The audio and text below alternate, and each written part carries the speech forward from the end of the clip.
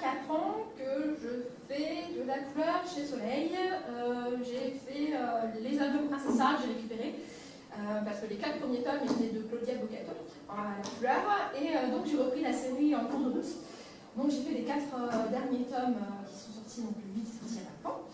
Et là on a un tome qui est sorti qui s'appelle Zoé Babysitter, sur lequel en fait j'ai vraiment pu faire des couleurs en freestyle. Je suis très contente de cet album en couleur parce que j'avais vraiment de la liberté dessus. Et alors que sur les Sarah, il y avait déjà une charte graphique de fait, c'était un peu plus délicat. Et donc on a ce tome 1 de Zoé qui est sorti, qui est super sympa. Donc là on a un Imperfect 2 qui va sortir, le tome 9 de Princesse Sarah et le tome 2 de Zoé, donc il y a toujours du coup. Très bien. Voilà. Alors, je vais lancer la vidéo. Voilà. Donc là, vous avez une illustration en fait de Nora Moretti au dessin, qui est donc la dessinatrice de Princesse Sarah, qui donc a sorti le 9e tome en collaboration donc, avec Audrey Albert au scénario. Tu penses ça? Je croyais qu'il fallait que j'attende. Pardon. Non, voilà. Donc grosso modo, en fait, je vais vous expliquer 2-3 petites choses en fait sur donc, le programme qui s'appelle Photoshop. C'est un programme qui est relativement cher, mais bon. Bon, voilà. Bon, je vous rassure, j'ai quand même acheté la licence puisque je suis censée être coloriste professionnelle, donc j'ai fait les choses bien. Donc le dessin, en fait, on nous le donne en niveau de gris, c'est-à-dire qu'il n'y a absolument rien que le trait.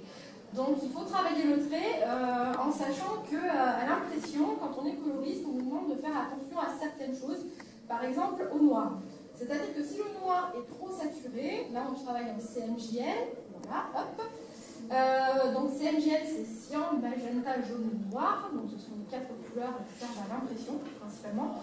En général les gens travaillent en RVB, donc c'est rouge, vert, bleu. Donc ici c'est toujours en CMJN. Ouais, l'impression papier toujours. Donc là effectivement pour ne pas dépasser donc, mon quota de noir et que ça ne bave pas à l'impression, j'ai sélectionné un noir qui est très particulier, qui ne fait pas plus d'une somme de 300 en combinant toutes ces couleurs. C'est un peu technique, c'est pas très... Voilà. Donc une fois que j'ai sélectionné mon trait, je le mets avec ce fameux noir qui ne déteindra pas à l'impression. Une fois que c'est fait, donc sur ce fameux calque, je peux le bloquer pour pouvoir travailler le trait en couleur, c'est-à-dire que ça me permet de mettre n'importe quelle couleur sur le trait noir. Et là, je suis en train de faire ce qu'on appelle une couche de soutien. Alors, la couche de soutien, généralement, c'est pour donner l'ambiance principale de l'image. Donc là, on est sur du rouge, sachant que l'image finale aura une teinte très chaude. Et évidemment, mon ordinateur rame. Voilà, c'est pas drôle. C'est pas drôle. Voilà, donc c'est ce qu'on appelle la couche de soutien. Sachant que je vais la dupliquer et que je vais remettre donc ce fameux noir, donc j'aurais pu le faire dans l'autre sens, pour vous expliquer c'est peut-être un peu mieux, pour mettre le line en noir, avec ce fameux noir. Donc la plupart du temps, le line, je peux à certains endroits le supprimer pour ne faire apparaître que la couche de soutien en couleur, ce qui donne une profondeur en fait à l'illustration, en sachant que tout ce qui va être au plus loin va être plus ou moins coloré, et ce qui va être devant va être plus ou moins noir. Donc ici, là, vous avez bien la couche de soutien et la couche du line. Donc ce qu'on fait après, généralement, c'est qu'on positionne des aplats. Donc ici, vous avez Sarah, donc le tablier, les petits détails de frou, la robe, les cheveux, il y a vraiment plein d'éléments. J'utilise un calque par élément, ce qui me permet après de sélectionner et de mieux travailler les éléments un par un. Après, je sais qu'il y a beaucoup de coloristes qui n'ont pas du tout la même technique. Donc Elsa vous expliquera à la fin comment elle travaille. Donc moi, je travaille par aplat, par calque. Donc chaque fichier contient un personnage et, ou des éléments qui sont tous donc, séparés sur des calques différents pour pouvoir travailler les éléments un par un, les uns après les autres. Donc ici, on a les aplats qui sont très longs à faire, surtout sur Princesse Sarah. Parce que Princesse Sarah, c'est une BD un peu victorienne, un peu steampunk, avec beaucoup de détails partout. Donc les aplats, c'est très long à faire. Donc qu'est-ce que c'est un aplat? En fait, c'est simplement sélectionner les éléments un par un et mettre une couleur différente à chaque élément pour pouvoir après retravailler dessus. Donc ici, au niveau des aplats, moi je me fais aider parce que ça me prendrait vraiment trop de temps de faire 46 pages couleur de Princesse Sarah sans aplateuse. Donc ça s'appelle une préparatrice de commande. Donc sur les albums, quand j'en ai 2 en même temps, en général je peux aller jusqu'à 3 aplateuses. J'ai 3 personnes qui m'aident derrière à poser les aplats pour que l'album aille plus vite et que les planches soient rendues dans les temps. Sachant qu'on a un rendu qui est un peu court. En général, chez Soleil, il faut compter à peu près 3 mois pour rendre un album, sachant que j'en ai plusieurs à la fois. Voilà, donc c'est vrai que les petites mains sont très utiles, et comme vous pouvez le voir, c'est très long à faire, comme le signale la vidéo. Donc là, j'ai à peine fait 4 lignes. C'est bon, ici, là, j'ai commencé à faire les détails. J'ai dit, il y en a beaucoup. Donc tout à l'heure, c'était des relations polygonales. Là, j'utilise ce qu'on appelle une tablette graphique. C'est un outil numérique qui vous permet, un peu comme une souris, d'utiliser un stylet qui représente un stylo. Donc ça permet de faire des petits endroits bien propres, et encore des fois je passe un peu, mais comme c'est tout petit, c'est du détail, ça se voit pas, ça se voit pas à l'impression, donc c'est pas trop grave. Voilà, donc là, moi, à ce stade-là, j'ai commencé à faire des livres, mais sur l'illustration générale, tout ce que vous avez vu jusqu'à présent, c'est une de mes applateuses qui l'a fait. Voilà. Donc c'est pour dire que ça prend quand même un temps considérable. De mon côté, ça me fait quand même gagner entre 8 et 10 heures de travail. Donc c'est pas négligeable d'avoir quelqu'un derrière qui donne un petit coup de pouce. Bon, évidemment, c'est un métier aussi, hein, mais vous n'allez pas gagner des milliers. Donc voilà ce que donne l'illustration finale une fois que tous les aplats sont faits. J'ai mis quelques petits dégradés pour donner une petite ambiance. Voilà, donc là on a vraiment que des aplats, c'est-à-dire qu'il y a vraiment la base. Une fois qu'on a ça, on va essayer de venir travailler plus sur l'ambiance. Donc ici c'était facile, j'avais deux sources de lumière, j'ai une lampe, j'ai une bougie. Bon, ben on y va, hein, on vérifie bien s'il n'y a rien d'autre. Donc je sais que ma lumière va être là et là. À partir de là, quand on a mis la lumière, on va essayer de faire l'ombre. Donc je sais que ma lumière va être plus ou moins diffuse, donc je vais éclairer aux alentours. On voit bien aussi le personnage qui est Sarah. Et devant, le problème, c'est qu'on a un premier plan. Généralement, le premier plan, il faut toujours essayer de le faire ressortir et de le foncer un peu pour qu'on puisse vraiment dissocier l'avant du fond pour donner une impression de profondeur. Donc ici, là, on a le chat avec la carte. Donc ce que je vais faire, c'est que sur la couche de soutien, je vais appliquer du noir au lieu d'appliquer le fameux orange qui donne cette teinte un peu orangée à l'illustration, pour que le chat en fait ressorte vraiment bien sur le devant. Une fois que j'ai fixé plus ou moins mes plans, je sais que devant, c'est-à-dire que tout l'endroit où vous avez la bibliothèque, etc., ça va être dans l'ombre parce qu'on a la lumière qui est positionnée derrière tout simplement. Donc on va poser ce qu'on appelle une première couche d'ombre pour vraiment positionner l'ambiance et l'avant-plan. Donc évidemment, c'est toujours un petit peu long, il faut bien travailler les détails, on a des ombres qui sont quand même à travailler dans le détail, mais comme elle disait tout à l'heure, après à l'impression, ça ne se voit pas forcément si on fait vraiment trop petits détails, l'impression ne rendra absolument pas le petit détail qu'on va passer 5 heures dessus.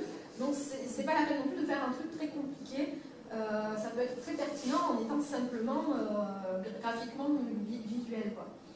Donc ici on a une position d'ombre et de lumière, donc le pion par exemple il est illuminé par la lampe en haut, et le petit bout, etc. Là on a tout le livre, on va avoir, là j'ai triché un peu pour le livre, alors faut pas hésiter à tricher des fois, parce que tout simplement parce que ça va rendre mieux à la fin sur l'illustration. C'est-à-dire que cette ombre-là, que je suis en train de faire, avec l'éclairage de la lampe derrière, c'est impossible. Mais ça claque. Voilà. Donc, il ne faut pas hésiter à tricher un peu quand on est coloriste. Hein. Donc ici, pareil, je pose donc la lumière sur le pion qui va être en avant-plan. Et à partir de là, on a ce qu'on appelle le premier plan à l'ombre, que je vais foncer tout de suite. Voilà. Une fois qu'il est... En fait, je l'ai dupliqué tout simplement. Hein. J'ai mis le même.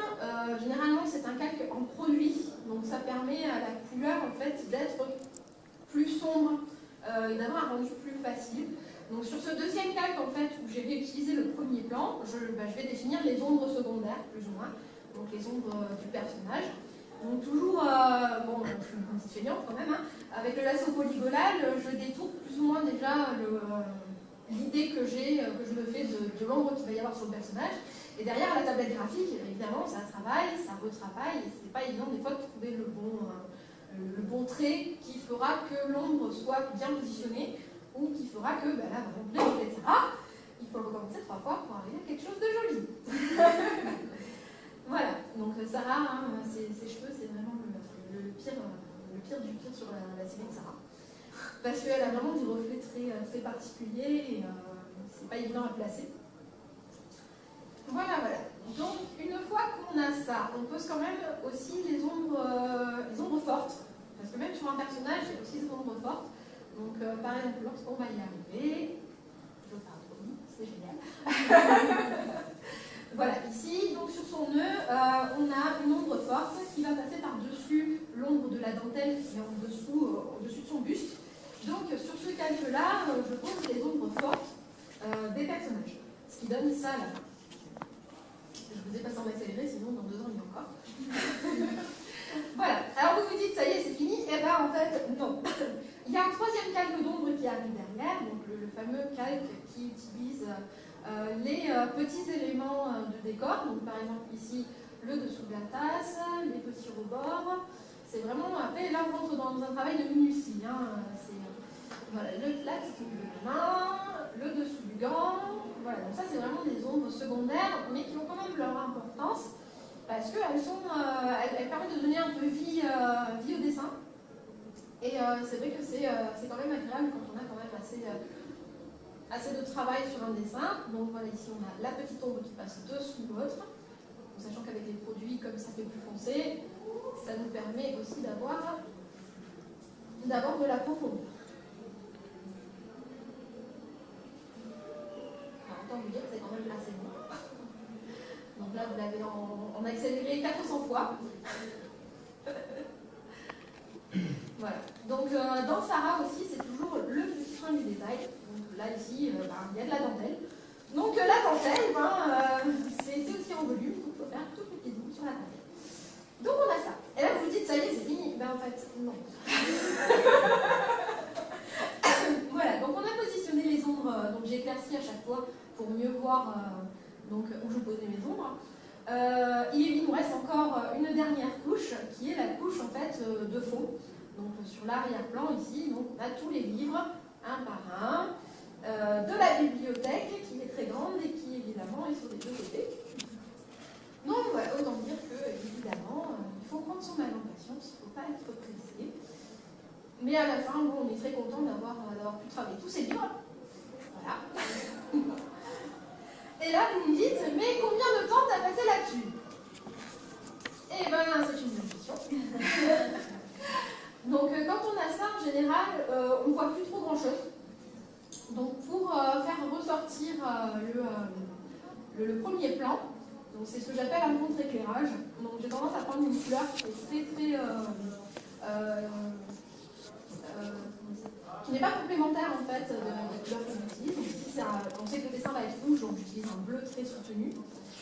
Et ce bleu va en fait permettre tout simplement de faire ressortir les éléments qui sont dans l'ombre devant le premier plan pour pouvoir mieux les apercevoir.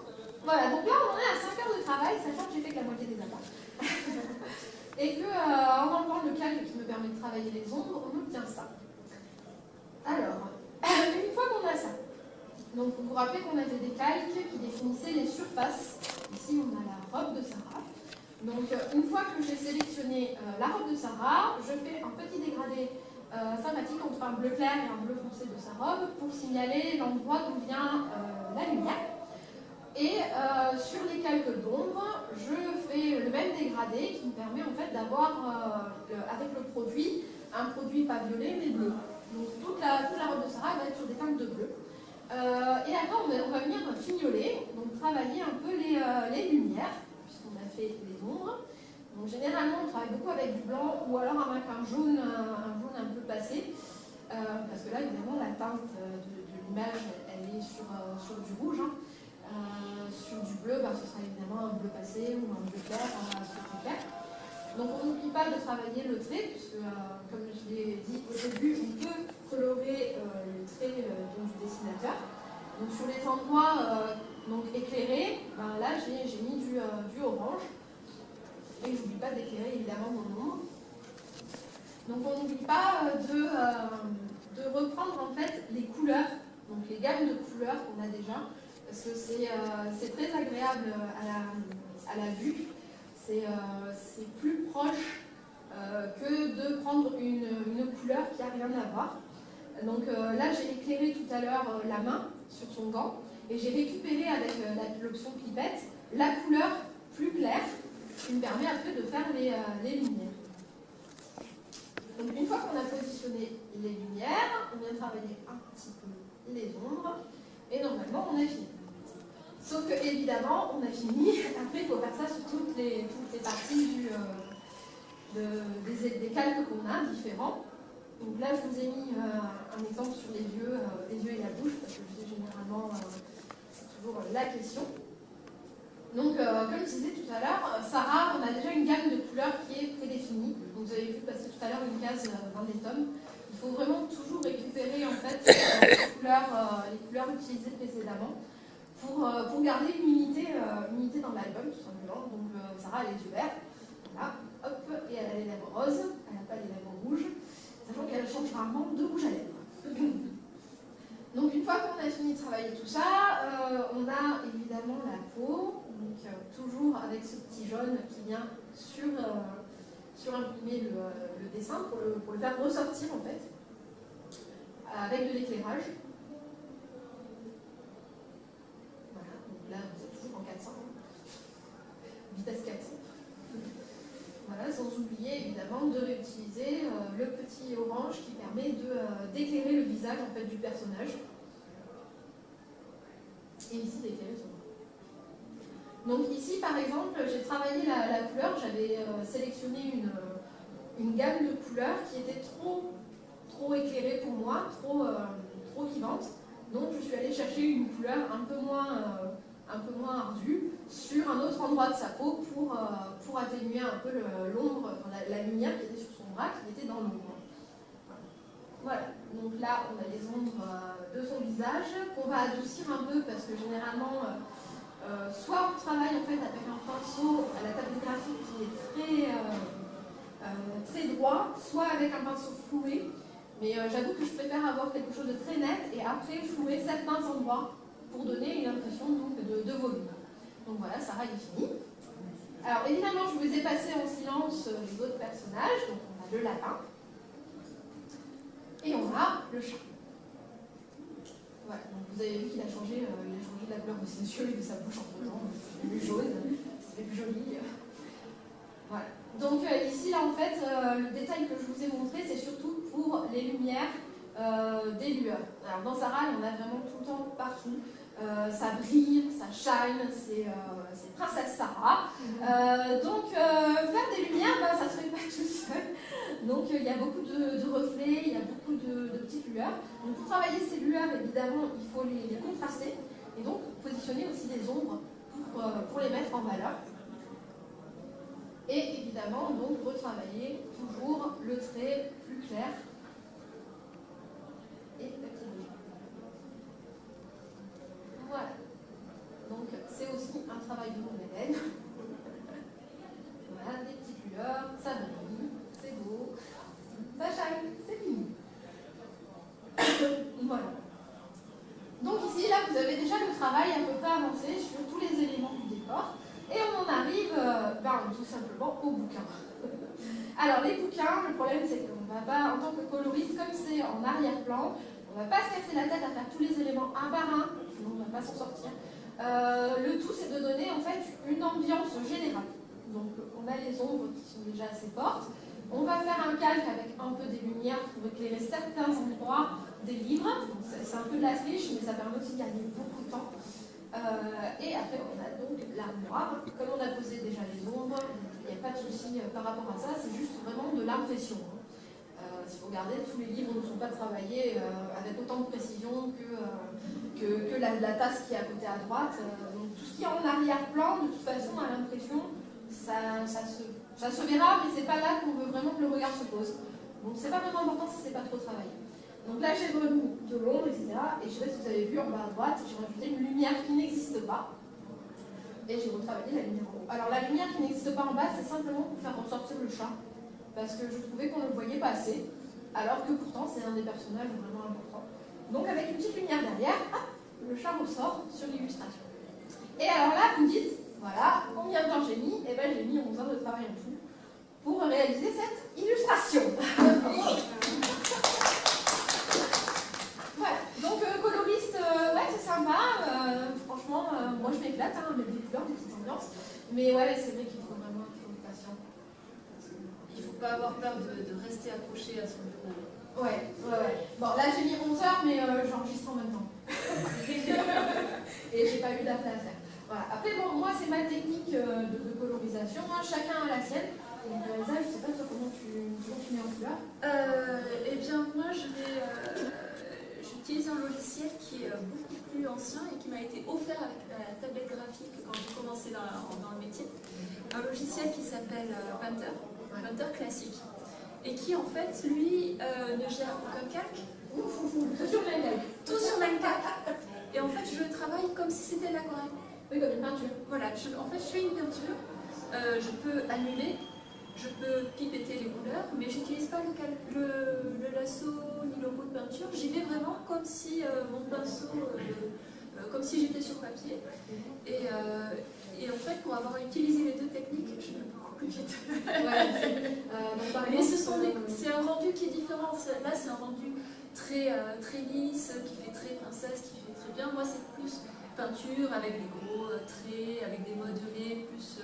Alors, je vais dire un mot, ça ne veut pas dire que je fais comme lui, mais c'est plus un peu dans l'esprit Bilal au niveau des couleurs. Donc, c'est pas du tout le même effet, ça n'a pas du tout le même texturé.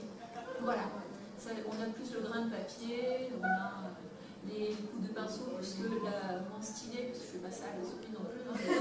Au début, les 2 premières années, j'étais à la souris. La main, elle était comme ça. C'était horrible. Mais oui, l'avantage du stylet, c'est que si on appuie, si on le penche, ou si on mélange si on passe une couleur par rapport à une qui est déjà posée, ça va se mélanger ou ça va faire des effets qui sont vraiment comme la peinture. Ah oui, t'as mis des chromalins. Ouais, mais j'ai oublié la bonne. Il est peut-être en librairie après si. Ouais, on peut. Non, c'est de faire la comparaison. Oui. Du coup, c'est marrant. C'est pas grave. Ouais, moi je sais que Florence Torta aussi, qui est coloriste professionnelle, travaille aussi beaucoup avec ta technique. Donc un seul calque, c'est qu'elle en fait elle fait 3 calques, elle fait le fond, les personnages et l'avant-plan. Donc c'est vrai qu'avec 3 calques ça va beaucoup plus vite. Mais c'est une technique que j'avoue, j'ai pas encore trop le. Ça viendra. Le réflexe, quoi. J'aime bien avoir les petits éléments pour les retravailler derrière s'il y a besoin. Parce que, évidemment, quand on a fini une planche, l'éditeur il arrive derrière et il dit ah non, ça c'est pas bien, tu recommences. Ah, ça c'est facile encore. Est-ce que tu as déjà eu le cas où tu as un scénariste, un dessinateur et un éditeur qui veulent des choses différentes? Ouais. Et où tu dois faire plaisir à tout le monde. Tu l'as eu? J'ai lu le cas de La Belle au Bois dormant. Oui. Rose, bleu, blanc, vert. Et là, la robe, tu fais, mais j'ai essayé toutes les couleurs, il n'y en a aucune qui vous plaît. Je fais quoi? Ah ben on va faire blanc en fait. La seule couleur que la dessinatrice a dit au début, pas blanc. Voilà, c'est... Oui, j'ai eu ça. C'est très facile. Hein. Quand on est coloriste, on est un peu au milieu de tout le monde et il faut faire plaisir à tout le monde. Et c'est pas possible des fois. C'est bien d'avoir ça. Tu veux le tome pour comparer? Hein? Tu parlais tout à l'heure, tu veux le tome pour comparer? Ah ouais, c'est vrai que tu l'as. Allez.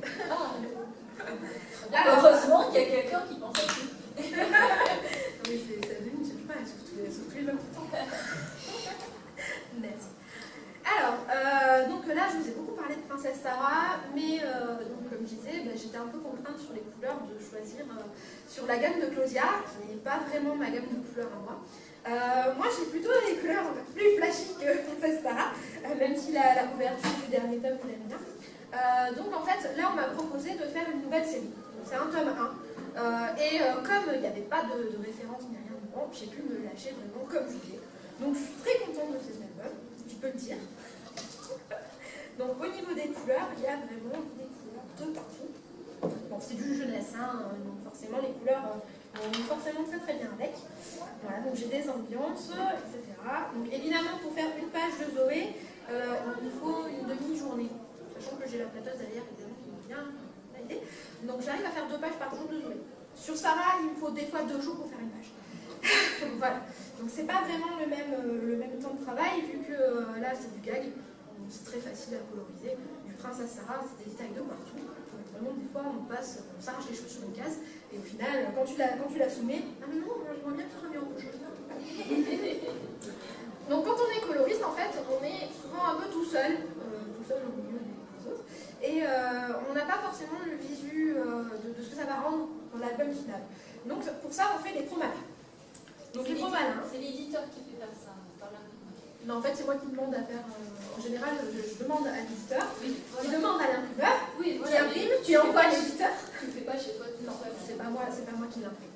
Donc en fait, c'est l'imprimeur qui va sortir des tests pour voir en fait ce que vont rendre les couleurs, parce que sur l'ordinateur et sur le rendu final, c'est pas du tout la même chose. Suivant un écran, en fait, suivant l'écran qu'on a à la maison, suivant la lumière de la journée, suivant la chaleur aussi, on ne voit pas les couleurs de la même manière. Donc on est obligé d'avoir ces chromalins pour vérifier que les couleurs soient exactement ce qu'on voulait. Voilà, donc là par exemple sur le dernier tome de Sarah, on s'est passé trop malin parce que du 4e tome, les couleurs on les connaît, donc c'est toujours les mêmes, il n'y a plus besoin.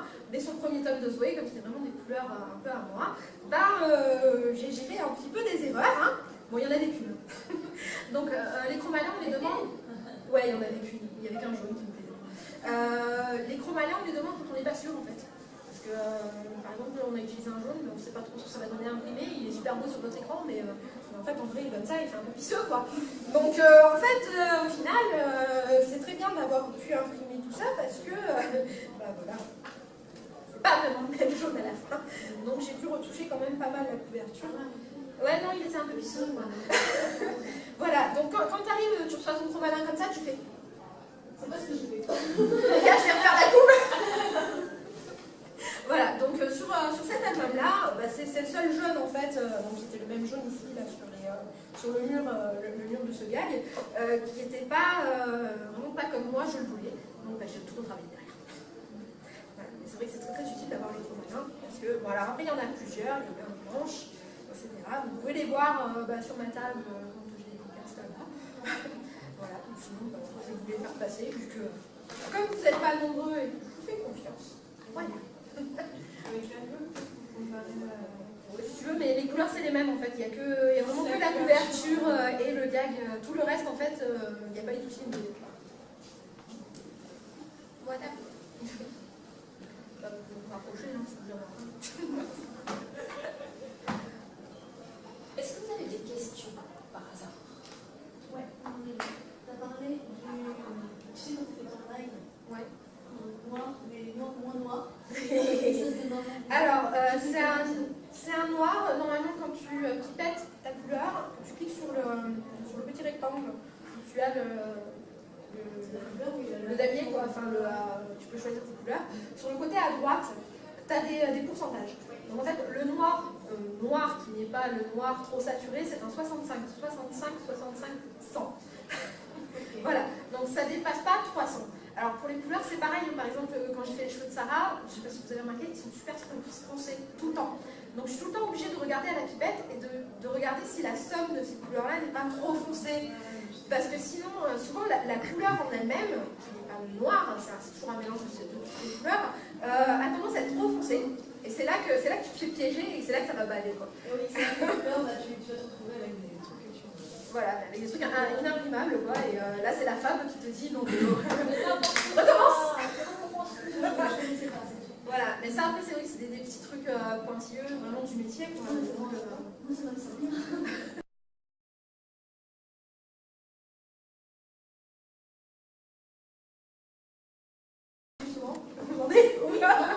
C'est juste que j'y pensais pas du tout. Je viens juste de l'apprendre maintenant. Non, mais c'est vrai qu'il y a beaucoup de choses qu'un imprimeur, qu'un éditeur va te demander par rapport à un imprimeur qui sont très très pointilleux, quoi. Ouais. Si tu te foires là-dessus, en général, ça te revient dans la poire et tu recommences. Du coup, tu fais aussi pour tes planches? Non, parce que mes planches, c'est du manga, donc c'est du manga blanc, c'est du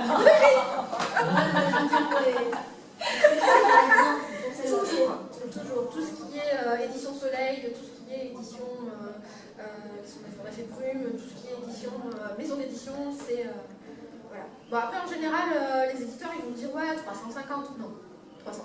Bon, c'est pas grave, si vous avez une petite marge. Non, non. Mais tu sais que l'imprimeur derrière, il n'est pas. Voilà, c'est pas souvent le même imprimeur, mais la norme en général, il ne faut pas dépasser ce seuil-là. D'autres questions?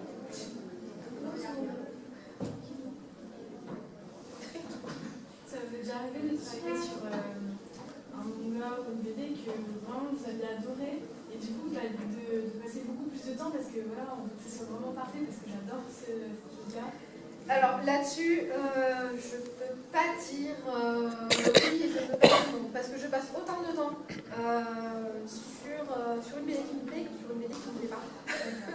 Donc c'est vraiment. Après c'est parce que je suis plus tatillonne. Enfin, j'aime bien le travail bien fait partout. Oui, mais à la limite, quand on aime bien quelque chose, on a tendance, enfin moi j'ai tendance à voir les couleurs plus rapidement et les avoir déjà en tête et du coup ça va, C'est plus rapide. Oui, effectivement. Mais après, c'est vrai qu'au niveau du temps, bon, sur Zoé, je passe moins de temps, mais je mets autant de travail, autant d'énergie en travail sur ça que sur Sarah. Même si je préfère la tête Zoé. C'est que. Tu l'as lu, ça y est?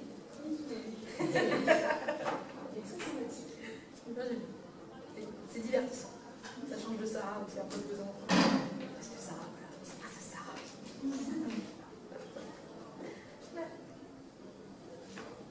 On les a vus? Ah, tu veux les voir?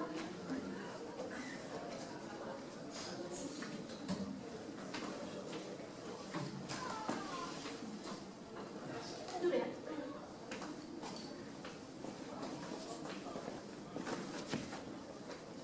J'avais une question. Qu'est-ce que vous avez fait comme cursus pour la coloriste C'est la question. Avec qui as-tu couché? Je ne suis passée sous le bureau de personne. Non, mais les études. Ça dépend, ça peut être intéressant. Bonne question. Alors j'ai un cursus un peu bizarre pour une coloriste de bande dessinée. J'ai fait un bac scientifique. Donc S, rien à voir. C'est pas bizarre. Et bah, en fait, c'est seulement que je suis très nulle en langue. Donc je voulais pas faire un bac littéral pour dire en art plastique. Donc j'ai fait un bac scientifique. J'ai fini en art plastique, mais en art plastique, on apprend l'art contemporain, c'est-à-dire les carrés blancs sur du fond blanc. En art plastique, on t'apprend à devenir prof d'art plastique. Pas J'aurais tendance à dire qu'en art plastique, on t'apprend à être autonome. on te laisse tout on seul. t'apprend pas à dessiner, on t'apprend pas à peindre, on va pas dans des écoles très spécialisées. Il n'y a que les cours de nu qui étaient sympas, parce qu'on apprenait la nature. Sur les modèles, c'était intéressant. Voilà, donc en art plastique, en fait, au final, on n'apprend rien à part devenir prof d'art plastique. Donc après, j'ai fait quelques écoles élémentaires, donc sur des ateliers, etc. Je suis passée en collège, et au bout d'un moment, à force de dessiner toujours par moi-même, j'ai proposé en fait à des dessinateurs, des scénaristes que j'aimais bien, dont j'aimais bien le travail, d'ajouter un coup d'œil tout simplement à ce que je faisais. Et bizarrement, on m'a envoyé un mail en disant est-ce que tu veux faire un test sur Princesse Sarah? Donc là, tu fais oui. Voilà, donc tu fais le test. Et là, tu fais, ça paye combien? Non, ça, je n'ai pas posé la question tout de suite, hein. Je suis pas de l'oseille, hein. Je ne discute pas les publics pour l'instant. Non, là, tu te poses la question combien il y a de concurrence sur l'album. Voilà, donc j'ai fini en concurrence avec des Italiens, avec vraiment beaucoup de personnes. Ils sont très forts à la couleur. Ouais, super fascinant. Et au final, j'ai été sélectionnée pour reprendre la suite. Et à partir de là, j'ai cumulé mon travail de coloriste en plus de mon travail visuel, qui n'était pas forcément non plus. Donc quand j'ai eu l'occasion de passer, je l'ai découvert. On a bien cité. Alors, petite annonce à faire. C'est pas très long quand même. Quand vous sortez de l'amphi, on va vous demander, ça va être vraiment la cohue. Quand vous sortez, on va vous demander d'aller vers le festival là-bas, et non pas de ce côté, parce qu'on a les filles d'attente cosplay. D'accord. Voilà, merci. Okay. Voilà, vous avez d'autres questions. De toute façon, on est sur la table, laquelle je ne sais plus, en face de la librairie Manga. Voilà, si vous voulez discuter, on est là. Si vous avez des questions qui ne sont pas en rapport avec la couleur aussi. Ouais. Si vous avez envie de découvrir mon cœur.